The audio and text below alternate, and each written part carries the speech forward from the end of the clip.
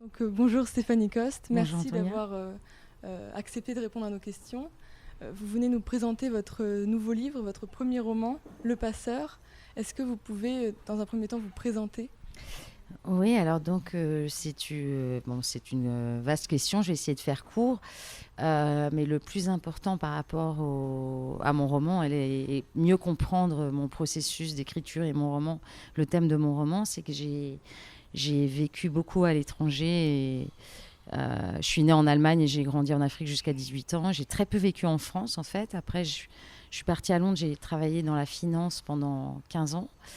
Et puis, j'ai eu une espèce de révélation il y a quelques années en me disant j'ai envie d'écrire un roman. Alors, au début, je voulais l'écrire sur l'exil en général, puisque j'ai très peu vécu en France, puisque maintenant, en plus, je suis à Lisbonne depuis presque 6 ans.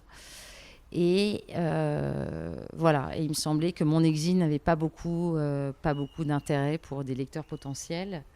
Et je me suis vraiment attelée à l'écriture sur ce sujet donc, dont nous allons parler, du passeur et des migrants. Et donc, ce livre, Le Passeur, il se passe principalement en 2015.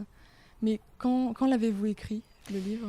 Alors en fait, donc il se passe en 2015 pour la bonne raison que c'est l'année, à ce jour, tristement, la plus meurtrière en termes de naufrage en Méditerranée. Et je sais pas, ça faisait déjà quand même, depuis la chute de Kadhafi, ça faisait quand même quelques années qu'on parlait du problème des passeurs et des migrants et de tous ces naufrages. Et en 2015, donc, j'ai eu un déclic en fait sur un reportage que je regardais dans un magazine lambda avec des photos de migrants. Et je me suis dit, là, non, on ne peut pas juste rester sur ces photos, il faut aller plus loin. Donc en fait, j'ai commencé par 2 ans de documentation. Je ne l'ai pas écrit tout de suite. J'ai mis 2 ans à me documenter avant de l'écrire, parce que c'est un sujet tellement délicat, il y a tellement de choses à dire. Et pour être honnête, j'ai commencé à l'écrire vraiment en 2018. Et je l'ai terminé en 2020. J'ai mis 2 ans à l'écrire. Donc il y a eu 2 ans de documentation, 1 an un peu de réflexion sur l'angle que j'allais prendre par rapport à l'histoire. Et puis aussi absorber toute la documentation que j'avais quand même emmagasinée pendant 2 ans. Et je l'ai terminé en début 2020. Et donc, pour cette documentation, est-ce que vous êtes allé sur place, en Libye, puisque c'est là où se passe la plupart du roman ?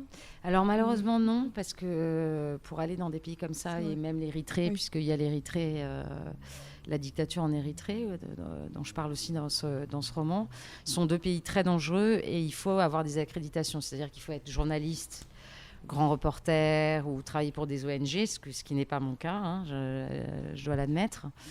J'ai eu l'opportunité d'aller dans la jungle de Calais. Ça, c'était je sais plus, en 2016, il me semble.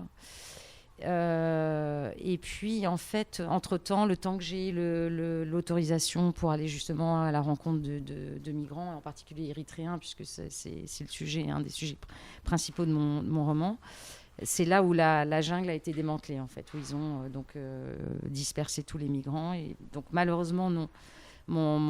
Ça a été vraiment essentiellement du travail de documentation, mais sans faire de vraies rencontres, à mon grand regret d'ailleurs. Et malgré le fait que vous n'ayez pas fait de rencontres en particulier, est-ce que l'histoire est basée sur des faits donc elle est basée sur des faits réels, mais une histoire en particulier ? Tout à fait. En fait, les personnages principaux n'existent pas. Ça, je les ai inventés sur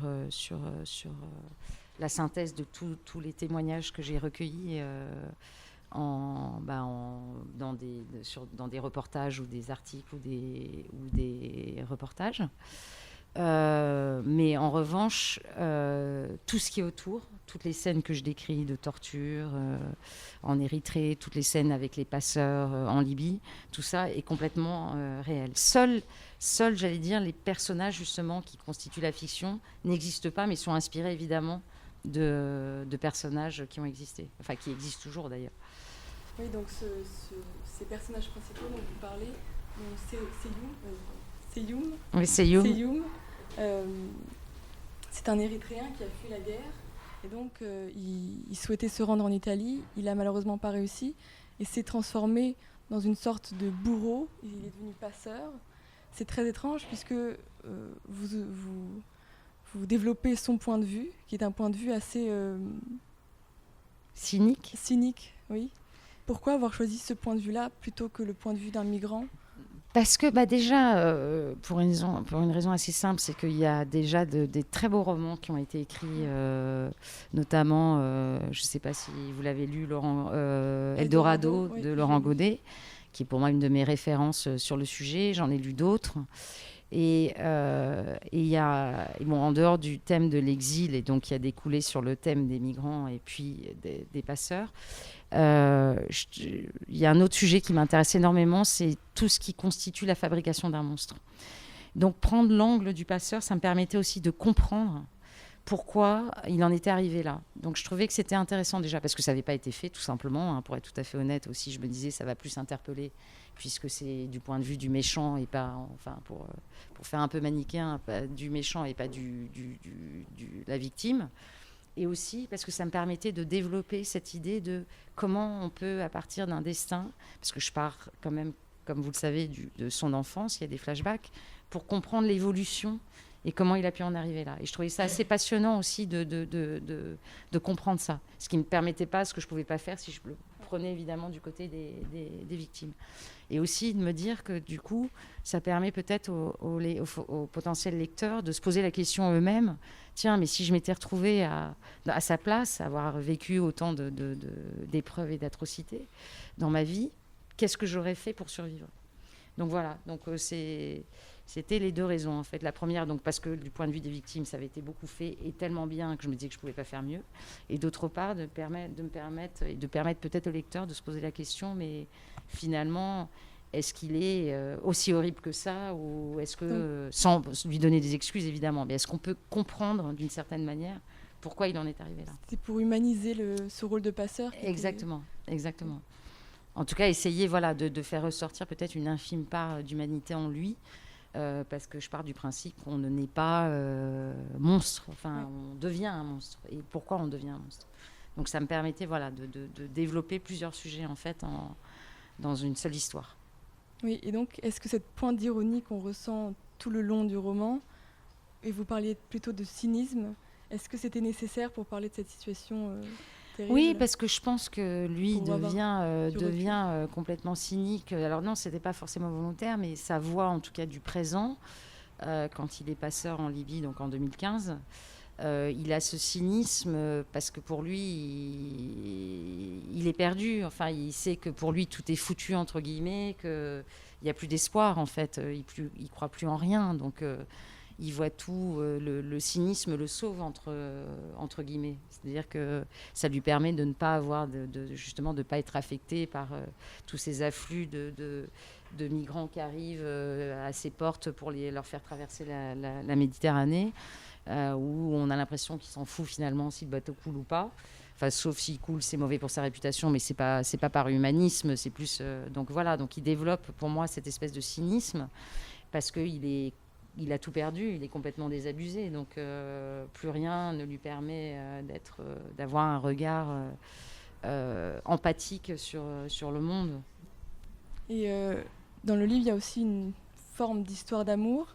Est-ce que l'histoire d'amour que vit Seyum, au début surtout, au début de sa vie, elle contribue à le rendre moins monstrueux ?